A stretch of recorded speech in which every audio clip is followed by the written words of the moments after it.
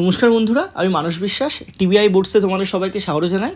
তা আগামী সোমবার তোমাদের ক্লাস 12-এর থার্ড সেমিস্টারের ইতিহাস যে পরীক্ষা সেটা আছে।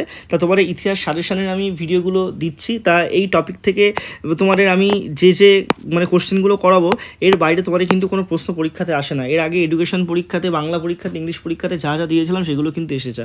তো অবশ্যই তোমার চ্যানেলটা কিন্তু সাবস্ক্রাইব করে রাখো এবং অংশগ্রহণ করো এই ক্লাসটা। আর ভালো লাগলে ক্লাসটা লাইক করবে, চ্যানেলটা সাবস্ক্রাইব করবে এবং টেলিগ্রামে যুক্ত হয়ে যাবে। তা দেখো, প্রথম প্রশ্ন আছে যে ভারত ভ্রমণ বিষয়ক ইবন বতুতার বিখ্যাত গ্রন্থের নাম কি? তা কিতাবুল রেহেলা কিন্তু তার বিখ্যাত গ্রন্থের নাম। নেক্সট দেখো আছে the travel of Marco polo গ্রন্থের লেখককে? তা মার্কো পোলো কিন্তু ট্রাভেল অফ মার্কো পোলো গ্রন্থের লেখক। নেক্সট দেখো আছে মার্কো পোলোর সময়ে ভারতের প্রধান শস্য কী ছিল? তা সেই সময় কিন্তু ধান ছিল প্রধান শস্য। দেন দেখো আছে যে আলবিরুনি ভারত ভ্রমণ সংক্রান্ত বিখ্যাত গ্রন্থের নাম কি? তা তহকত হিন্দ কিন্তু আলবিরুনি লিখেছিলেন। নেক্সট দেখো আছে যে তহকত হিন্দের লেখককে তা আলবিরুনি, এটা তোমরা সবাই জানো। নেক্সট দেখো আছে যে মোগল যুগে সতীদাহ প্রথার বর্ণনা কোন ইতিহাস গ্রন্থে পাওয়া যায়? ভেরি ভেরি ইম্পর্টেন্ট একটা প্রশ্ন। তো এটা কিন্তু হবে ঐতিহাসিক বার্নিয়ের গ্রন্থে।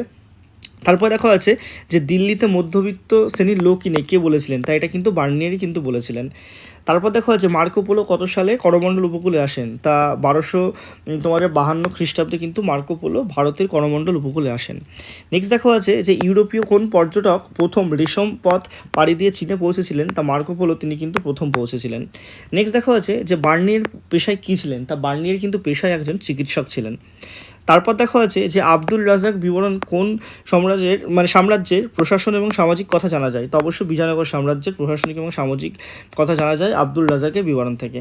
নেক্সট দেখা আছে যে দক্ষিণ ভারতে কোন রাজ্য মুক্ত এবং রত্ন উৎপাদনের জন্য বিখ্যাত ছিল? তা কিন্তু পাণ্ড্য রাজ্য কিন্তু মুক্ত রত্ন উৎপাদনে বিখ্যাত ছিল। নেক্সট দেখা আছে যে খাম্বাত শহরে গুরুত্বপূর্ণ শিল্প কেন্দ্র কে উল্লেখ করেছেন? তা মার্কো পোলো এটা কিন্তু উল্লেখ করেছেন। তারপরে দেখা আছে যে মার্কো পোলো কী বলেছিলেন বা কী ছিলেন? তা মার্কো পোলো কিন্তু বণিক ছিলেন, ঠিক আছে, এবং বার্নিয়ার কিন্তু চিকিৎসক ছিলেন। এটা কিন্তু মাথায় পরীক্ষাতে আসে।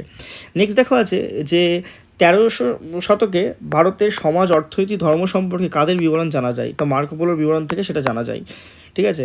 নেক্সট দেখা আছে যে দ্বিতীয় দেবরায়ের রাজত্বকাল এবং সমৃদ্ধির কথা কার বিবরণ জানা যায়? তা অবশ্যই এটা কিন্তু আব্দুল রাজাকের বিবরণ থেকে জানা যায়।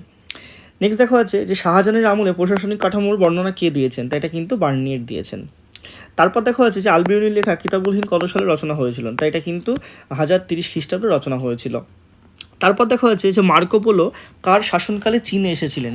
তা কুবুলাই খানের শাসনকালে মার্কো পোলো কিন্তু চীনে এসেছিলেন। এই পিডিএফটা পাওয়ার জন্য অবশ্যই আমাদের টেলিগ্রাম চ্যানেল টিবিআই বোর্ডস, ঠিক আছে, টিবিআই তোমাদের বোর্ডস, টিবিআই বোর্ডস মানস বিশ্বাস, এটাতে তোমরা যাও, তোমরা পেয়ে যাবে। নেক্সট দেখা আছে যে ইবন বতুতা কত সালে সিন্ধু নদীর তীরে আসেন? তা 1333 খ্রিস্টাব্দে কিন্তু ইবন বতুতা সিন্ধু নদীর তীরে পৌঁছান। নেক্সট দেখা আছে কোন রাজবংশের আমলে মার্কো পোলো দক্ষিণ ভারতে আসেন? তা পাণ্ড্য রাজবংশের আমলে কিন্তু মার্কো পোলো দক্ষিণ ভারতে আসেন।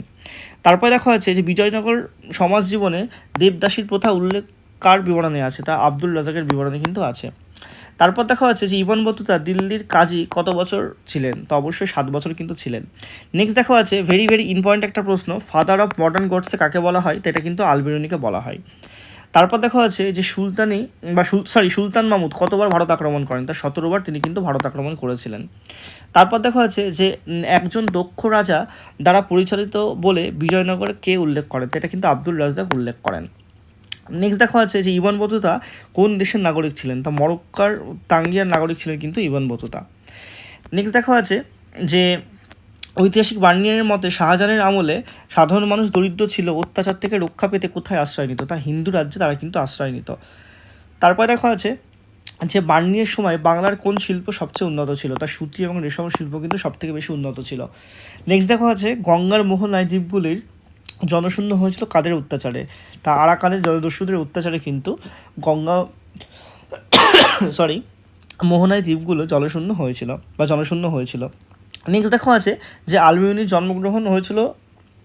জন্মগ্রহণ করেন কত সালে? তা কিন্তু তোমার 973 খ্রিস্টাব্দে তিনি কিন্তু জন্মগ্রহণ করেন।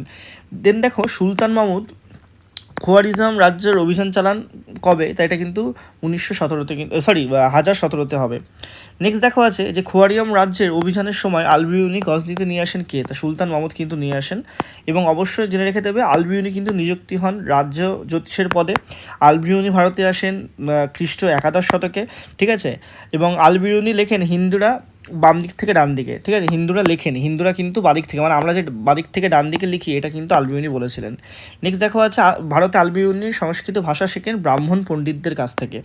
দেন দেখো আছে যে আলবিউনি লেখা রচিত, এটা তো অনেকবারই আমি বললাম। নেক্সট দেখো আছে ভেরি ভেরি ইম্পর্টেন্ট একটা প্রশ্ন, যে তোমাদের এখানে কিতাবুল হিন্দ রচিত হয় কোন ভাষায়, তা আরবি ভাষায় এটা কিন্তু রচিত হয়। নেক্সট দেখো আছে যে কিতাবুল হিন্দ গ্রন্থের অপর নাম কি, তা তওকাতে হিন্দ, কিতাবুল হিন্দের কিন্তু তোমাদের অপর নাম। নেক্সট দেখো আছে আলবিউনি তার ভ্রমণ গ্রন্থে ভারতকে যে নামে উল্লেখ করেছেন, তা আল হিন্দ নামে কিন্তু তিনি উল্লেখ করেছেন। নেক্সট দেখো আছে ভারতে এসে আলবিউনি প্রথম যে সমস্যার সম্মুখীন হয় কি, তা ভাষাগত সমস্যার কিন্তু সম্মুখীন হন। নেক্সট দেখো আছে হিন্দু শব্দটির উৎপত্তি হয়েছে কোথা থেকে, তা প্রাচীন পারসিক শব্দ থেকে কিন্তু হিন্দু শব্দটির উৎপত্তি হয়েছে। নেক্সট দেখো আছে যে আশ্রমের পর্বে পরিমিত এবং নিরামিষ আহার বাধ্যতামূলক ছিল, তা এটাকে বলা হয় ব্রহ্মচর্য।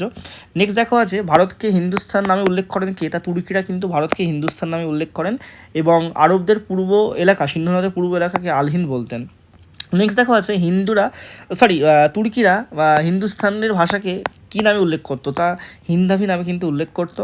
নেক্সট দেখো আছে যে আলবিউনির বিবরণ অনুযায়ী কনৌজের পার্শ্ববর্তী অঞ্চলের পরিচয় ছিল কী নামে, তাই এটা কিন্তু মধ্যদেশ নামে পরিচিত ছিল। নেক্সট দেখো আছে যে আদি বৈদিক যুগে বর্ণ বলতে কী বোঝাতো, তো গায়ের রং কিন্তু বোঝাতো আদি বৈদিক যুগে বর্ণ বলতে।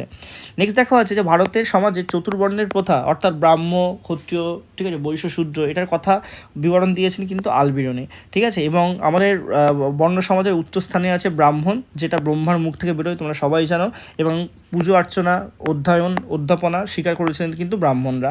দেন বলেছে দেখো আলবিউনি ভারতের ভ্রমণকালে সর্বাধিক প্রচলিত বর্ণমালা কিন্তু সিন্ধু মৃত্তিকায় বলেছেন, এবং ব্রাহ্মণের পরে বর্ণ ব্যবস্থার দ্বিতীয় স্থানে ছিলেন কিন্তু ক্ষত্রিয়, এবং তারা কিন্তু ব্রহ্মার বাহু থেকে উৎপত্তি হয়েছে। নেক্সট দেখো আছে যে আলবিউনির মতে ক্ষত্রিয়রা কিসের অধিকার ছিল, তা তোমাদের বেদ পাঠের অধিকারী ছিল কিন্তু ক্ষত্রিয়রা। নেক্সট দেখো আছে দেশ শাসন, দেশ রক্ষা, যুদ্ধ বিগ্রহ কাদের প্রধান কর্তব্য ছিল, তা এটা কিন্তু ক্ষত্রিয়দের কর্তব্য ছিল।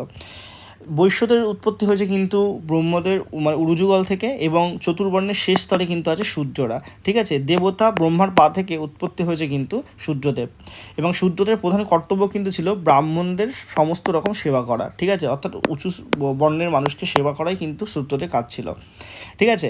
নেক্সট দেখো আছে যে সূর্য পিতা এবং ব্রাহ্মণ মাতার সন্তান সমাজে কী নামে পরিচিত, অচ্যুত নামে পরিচিত, ঠিক আছে। এবং তোমরা একটা কথা জেনে রাখবে, হিন্দু ছাড়া অন্যান্য আলবিউনি যে নামে পরিচিত ছিলেন তাকে কিন্তু শ্লেষ্ঠ বলা হতো।